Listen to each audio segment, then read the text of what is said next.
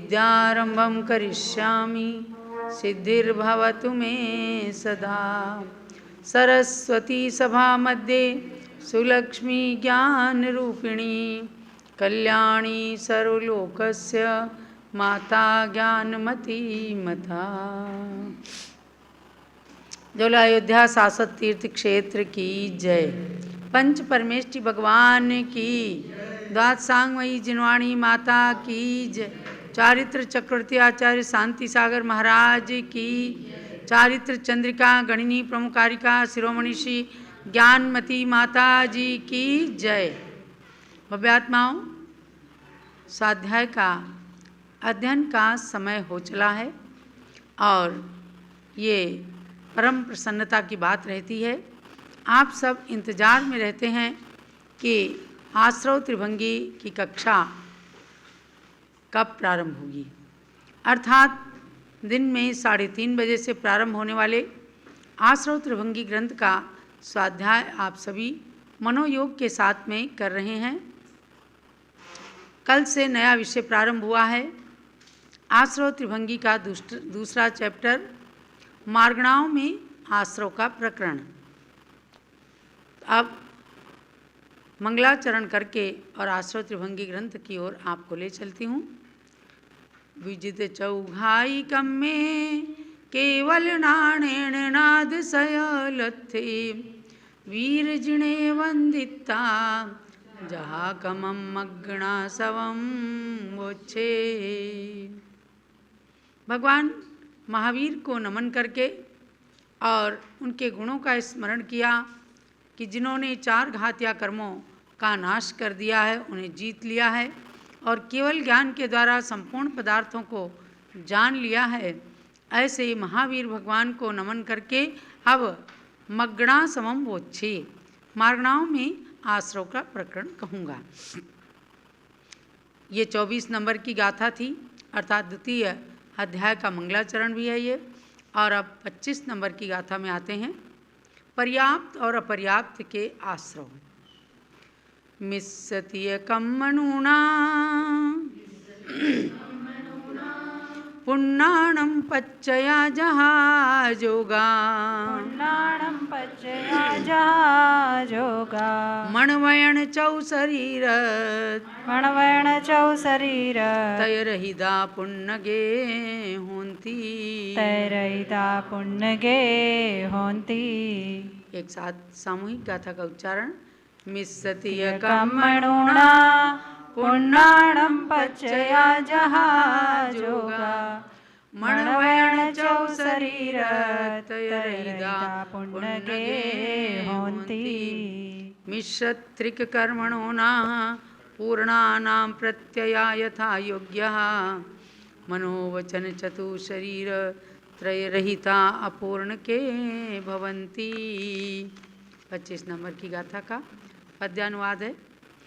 औदारिक व क्रियकहारक मिश्र 3 कर्माणक योग पर्याप्त के गुण स्थान में नहीं 4 आश्रव का योग। औदारिक व क्रियक आहारक मनवच योगों के हैं 8, 11 नहीं अपर्याप्त के सभी गुण स्थानों का पाठ। पहले मैं गाथा का अर्थ करके फिर विषय के स्पष्टीकरण की ओर आऊँगी। यानी पर्याप्त अवस्था में औदारिक मिश्र, वैक्रियक मिश्र, आहारक मिश्र और कार्माण काय योग से रहित यथा योग्य अपने अपने गुण स्थानों के अनुसार आश्रव होते हैं। जैसे कल हमने जो 14 मार्गणाएं बताई थी, उनमें सभी जीव नाना जीवों की अपेक्षा पर्याप्तक भी होते हैं, अपर्याप्तक भी होते हैं। तो पर्याप्तक में ये आश्रव बताए हैं एवं अपर्याप्तक अवस्था में 4 मनोयोग, 4 वचन योग, औदारिक, वैक्रियक, आहारक, ये 3 काय योग, इन 11 योगों से रहित आश्रव होते हैं। अब बात आती है कि ये पर्याप्तक और अपर्याप्तक क्या है। तो सबसे पहले मैं आपको ले चलती हूँ पर्याप्ति की ओर। यानी पर्याप्ति अपने आप में 20 प्ररूपणाओं में एक प्ररूपणा है, एक अधिकार है जिसको जानना आवश्यक है कि कौन से जीव कब पर्याप्तक होते हैं और कौन से जीव कब अपर्याप्तक होते हैं, और ये पर्याप्त और अपर्याप्त का लक्षण क्या है। तो चलिएगा, पर्याप्ति प्ररूपणा जो गोमट साठ जीवकांड के अंदर आचार्य श्री नेमिचंद्र सिद्धांत चक्रवर्ती के द्वारा कहा गया है, उसको यहाँ प्रकरण के अनुसार जानना। जैसे कल मार्गणा में जब कहने की प्रतिज्ञा की आचार्य देव ने कि मार्गणाओं में आश्रव का प्रकरण मुझे अब कहना है, तो मार्गणा का यहाँ पर प्रकरण वर्णन ना होते हुए भी हमने आपको 14 मार्गणाओं के नाम बताए। मैं समझती हूँ आप सब लोगों ने जरूर 14 मार्गणा के नाम लिख लिए होंगे और इन्हें याद भी कर लेना। तो पहले मार्गणा के नाम एक बार, गई इंद्रिये सुकाए जोगे वेदे कसायनानेया संजम दंसन लेसा भविया सम्मत संन्याहारे। गति इंद्रिय, काय, योग, वेद, कषाय, ज्ञान, संयम, दर्शन, लेस्या, भव्यत्व, सम्यक्त्व, संगी और आहारक, ये 14 मार्गणाओं के नाम हैं। और कल हमने आपको इनके भेद भी बता दिए थे कि ऐसे इन मार्गणाओं के अलग अलग भेदों में आश्रव का प्रकरण आएगा। अब उसके बाद कहा पर्याप्तक और अपर्याप्तक की बात, उनके आश्रवों की बात। तो अब पर्याप्ति का लक्षण आपको जानना है। जह पुण्ना पुण्णाइम गिय घड़वत्थादियाहि दौवाइम तह पुण्यधरा जीवा पज्जत्तिदरा मुणे यौवा। अर्थात यथा पूर्णा पूर्णानि ग्रह घट वस्त्रादिकानि द्रव्याणि तथा पूर्णेतरा जीवा पर्याप्तेतरा मंतव्याः। यानी कि जिस प्रकार से कोई घर, घड़ा, वस्त्र आदि जो अचेतन द्रव्य हैं वे पूर्ण और अपूर्ण 2 प्रकार के होते हैं। जब तक कोई घर बन रहा है पूरा रहने के लायक नहीं हो गया तो कहते हैं अभी पूरा नहीं हुआ। अगर दरवाजे भी उसमें नहीं लगे हैं या कुंडी भी नहीं लगी हैं तो कहते हैं अभी पूरा नहीं हुआ, यानी वह अपूर्ण है। तो जब पूरा हो जाता है तो उसको पूर्ण अवस्था कहते हैं, और जब तक पूरा नहीं होता तब तक उसे अपूर्ण अवस्था कहते हैं।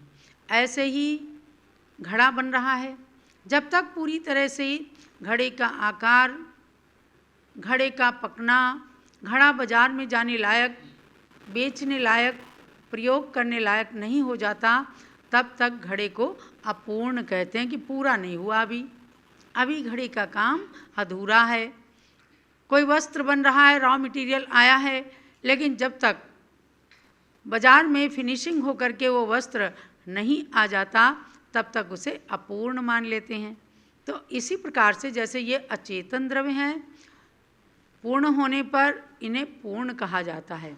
जब तक इनका निर्माण पूर्ण नहीं होता तब तक इन्हें अपूर्ण कहा जाता है। उसी प्रकार से पर्याप्त और अपर्याप्त नाम कर्म के उदय से युक्त जीव भी पूर्ण और अपूर्ण दोनों प्रकार के होते हैं। बारीकी से समझना कि नाम कर्म एक ऐसा कर्म है 8 कर्मों में जो शरीर के आकार आदि को बनाता है। तो जब तक वह पूर्णता नहीं हो जाती उसके बनाने में, उस जन्य शरीर आदि को बनाने में उसकी पूर्णता नहीं हो जाती तब तक उसे कहते हैं अपर्याप्त। और जब शरीर आदि के बनने की पूर्णता हो जाती है तो वह तब उसका नाम है पर्याप्त। क्या है कि हमें जब पूरा शरीर बन गया, किसी बच्चे ने जन्म ले लिया, किसी तिर्यंच ने जन्म ले लिया तो हमें पूर्ण अवस्था दिखती है। लेकिन जब गर्भ के अंदर कोई जीव का जन्म होता है, गर्भ में जाता है, पानी का बुलबुला होता है, वह आपके जानने के गम में नहीं है, आज गर्भावस्था की पुष्टि 1-2 सप्ताह के बाद जब पॉजिटिव क्लियर होता है तब आप जान पाते हैं कि ये नारी प्रेग्नेंट है, ये गर्भ अवस्था में है। लेकिन उससे बहुत पहले की अवस्था, जब जीव गर्भ के अंदर गया, पानी का बुलबुला बना और उस पानी के बुलबुले के अंदर ही योग्यता आ जाती है कि अब शरीर, इंद्रियां, आहार, श्वासोच्छ्वास, भाषा, मन, इन सबको बनने के लिए अंतर मुहूर्त के अंदर ही उसकी पूर्णता होती है। और जब उस बुलबुले के अंदर उस पूर्णता की शक्ति प्राप्त हो जाती है तब आगे शरीर आदि बनना शुरू होते हैं। समझ गए ना? ये सूक्ष्म अवस्था है यद्यपि, और उस बनने की स्थिति को ही जो बन करके पूर्ण हुए तब जाकर के आगे शरीर वगैरह बनता है। इसी का नाम है पर्याप्त अवस्था। और जब तक नहीं बने तब तक उसकी अपर्याप्त अवस्था कही जाती है। यानी आपको इतना भी समझना है कि अगर 6 पर्याप्तियों में से एक शरीर पर्याप्ति के योग्य भी कर्म अर्गणाएँ आकर के पूर्ण हो गई, यानी शरीर भी बनना शुरुआत हो गया, 5 पर्याप्तियाँ भी नहीं भी पूर्ण हुई हैं तो भी वो पर्याप्त कहलाता है, क्योंकि सारी चीज़ें शरीर के आश्रित ही हैं, वो तो पूर्ण हो ही जाएंगी आगे की पर्याप्तियाँ। तो ऐसा पर्याप्त और अपर्याप्त का लक्षण बताया, यानी कि पर्याप्ति और अपर्याप्ति। तो इसको आपको ठीक ठीक इसी तरह से जानना है कि जैसे मकान, वस्त्र आदि जब तक पूर्ण नहीं होते हैं तब तक वो अपूर्ण कहे जाते हैं, ऐसे ही पर्याप्तियाँ जब तक पूर्ण नहीं होती हैं तब तक जीव अपर्याप्त कहा जाता है। पर्याप्तियाँ जब पूर्ण हो जाती हैं अंतर मुहूर्त के अंदर ही, केवल कहने में इतना समय लग रहा है, एक समय से लेकर 48 मिनट के अंदर का समय अंतर मुहूर्त कहलाता है। और अंतर मुहूर्त के अंदर पर्याप्तियाँ निश्चित रूप से पूर्ण होती हैं, और जिनकी नहीं पूर्ण होती हैं तो वो वहीं पर बिना पर्याप्ति पूर्ण हुए लब्ध पर्याप्तक जीव के रूप में वो मरण करने लगते हैं। ये बड़ी सूक्ष्म व्यवस्था है, आपको अच्छी तरह से जानना है तो गोमटसार जीव कांड के पर्याप्ति प्ररूपणा के अधिकार को बारीकी से पढ़ना बहुत बहुत सुंदर प्रकरण है। तो अब आपको जानना ये है कि पर्याप्ति सहित को जो पूर्णता पूर्ण कहा है और पर्याप्त तथा पर्याप्ति रहित को अपूर्ण या अपर्याप्त कहा है, उन पर्याप्तियों के भेद बताए हैं। ये तो पर्याप्त और अपर्याप्त का लक्षण हुआ, केवल ज्ञानी के ज्ञान के द्वारा ये हमें स्वरूप उनका लक्षण प्राप्त हुआ। अब इन पर्याप्तियों के भेद बताए हैं।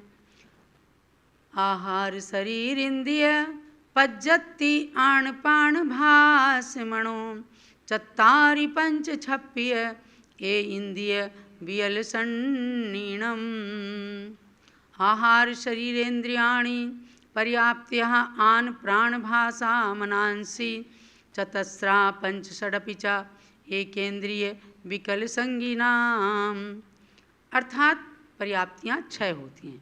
आप इनको नोट जरूर कीजिए, क्योंकि आश्रव त्रिभंगी के अंदर आपको ये ना नाम मिलेंगे और ना इनके लक्षण मिलेंगे।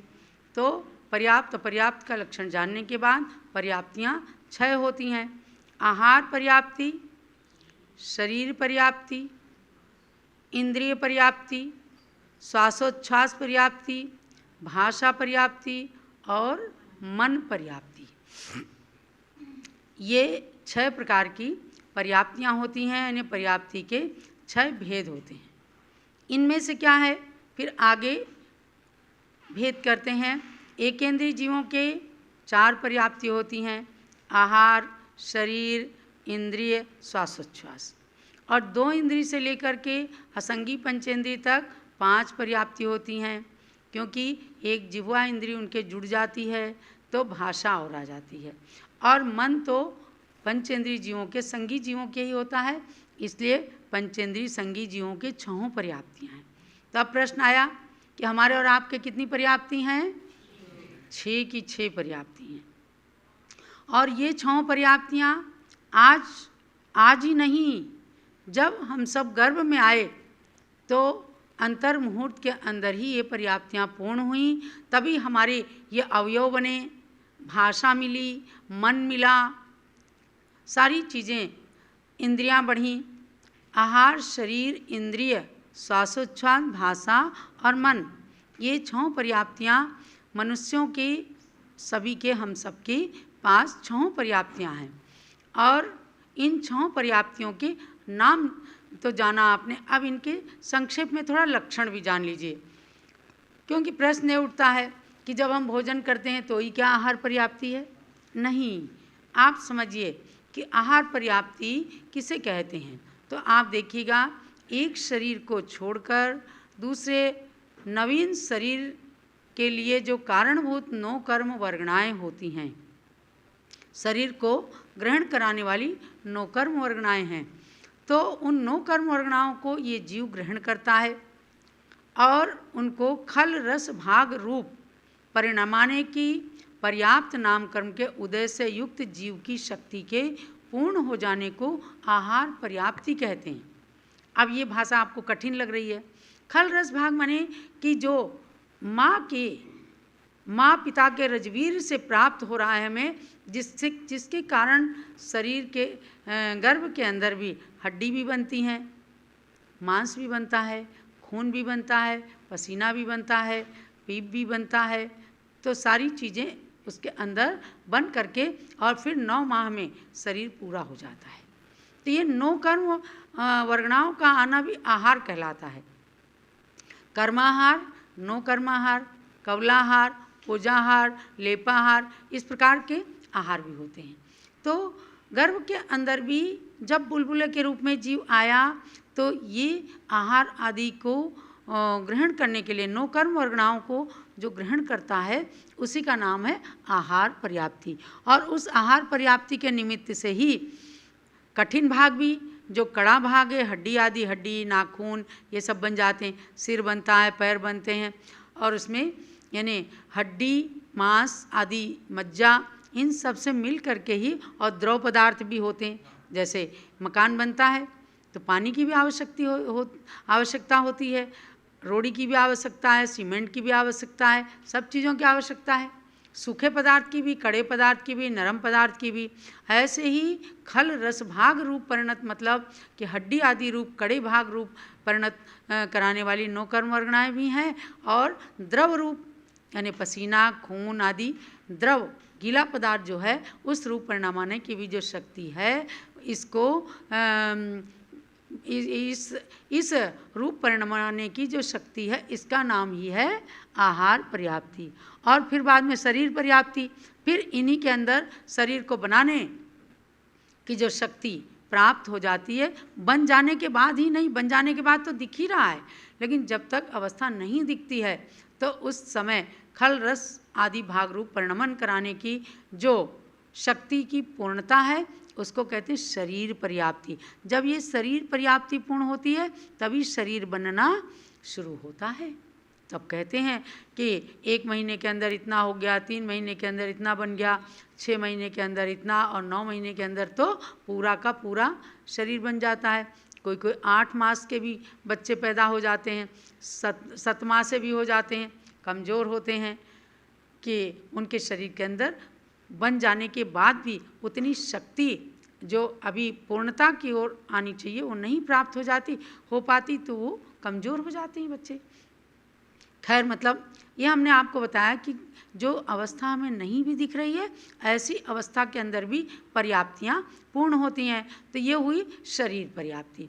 और उसी 9 कर्म वर्गणा के स्कंदों में से कुछ वर्गणाओं को अपनी अपनी इंद्रिय के स्थान पर उस द्रव्येंद्रिय के आकार रूप परिणमन कराने की आवरण, ज्ञानावरण, दर्शनावरण, वीर्यांतराय कर्म के क्षयोपशम तथा जाति नाम कर्म के उदय से युक्त शक्ति के पूर्ण होने को इंद्रिय पर्याप्ति कहते हैं। आगम के अंदर 5 इंद्रिय जाति हैं। एक तो जाति क्या है कि अग्रवाल, खंडेलवाल, हिंदू, जैन, ये सब हो गए। और एक जातियाँ जो शास्त्र के अंदर बताएं, 1 इंद्रिय जाति, 2 इंद्रिय जाति, 3 इंद्रिय जाति, 4 इंद्रिय जाति, 5 इंद्रिय जाति। तो 1 इंद्रिय जीव के भी, जैसे पेड़ पौधे भी बन रहे हैं, पेड़ पौधों के अंदर भी एक स्पर्शन इंद्रिय जाति नाम कर्म के उदय से उस शक्ति की जब पूर्णता होती है तब उसकी इंद्रिय पर्याप्ति पूर्ण होती है, तब उसके इंद्रियां बनती हैं। ऐसे ही 2 इंद्रिय, 3 इंद्रिय, 4 इंद्रिय, जितने इंद्रिय जीव बनना है उस जन्य उसकी पर्याप्ति पूर्ण होती है। इसको कहते हैं इंद्रिय पर्याप्ति। हम सब कितने इंद्रिय वाले हैं? 5 इंद्रियां हमारी पूर्ण हैं। और ये पृथ्वी, जल, अग्नि, वायु, वनस्पति ये 1 इंद्रिय वाले हैं।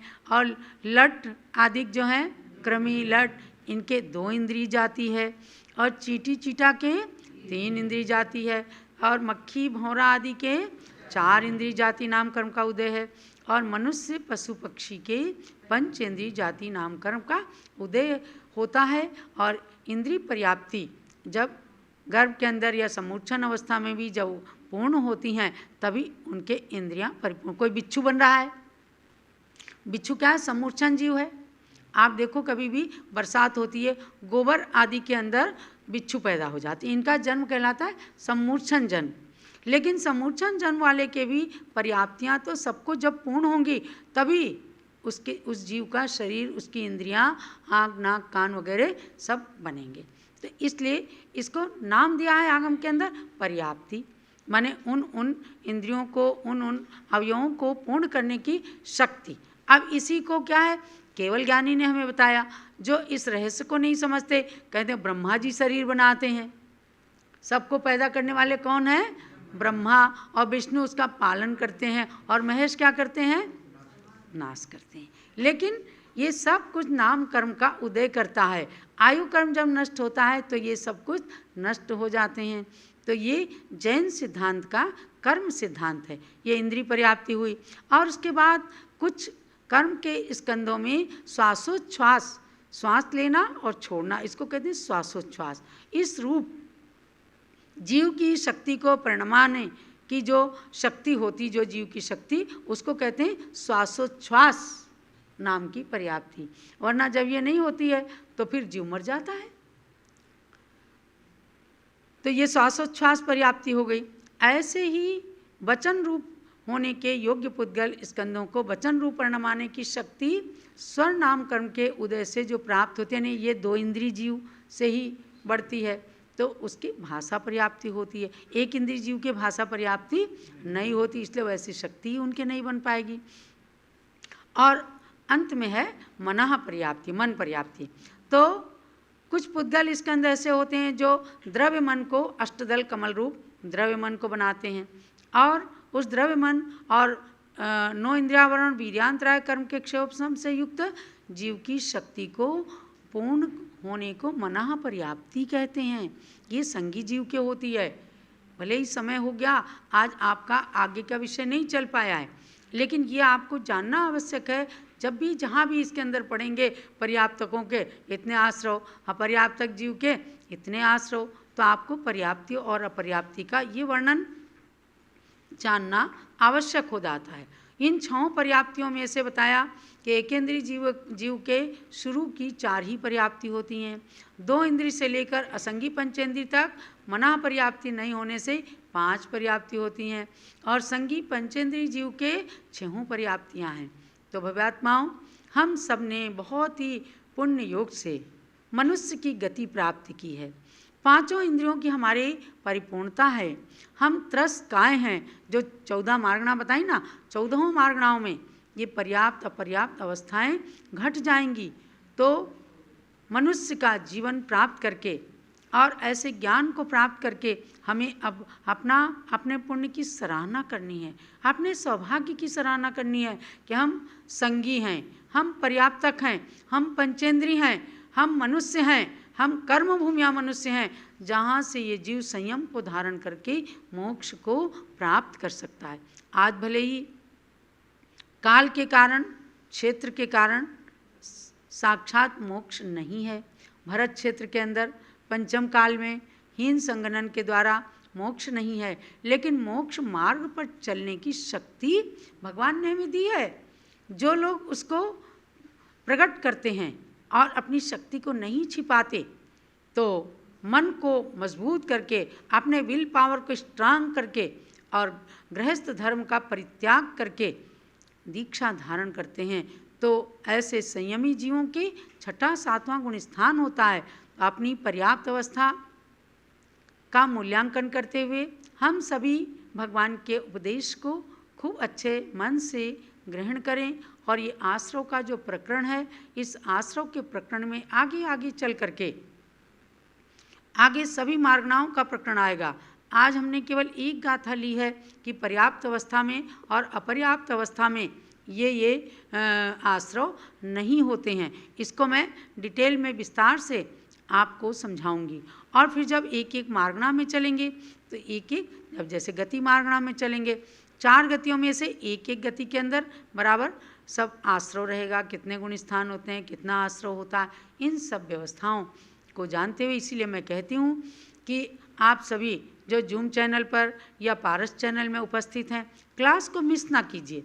ये नया प्रकरण है, मार्गणा पर्याप्ति इन सब को जान करके और इसमें आश्रव अनाश्रव आश्रव विच्छुत्ति को जानते हुए और अपने ज्ञान को वृद्धिंगत करें। आप सबके लिए बहुत बहुत मंगल आशीर्वाद है।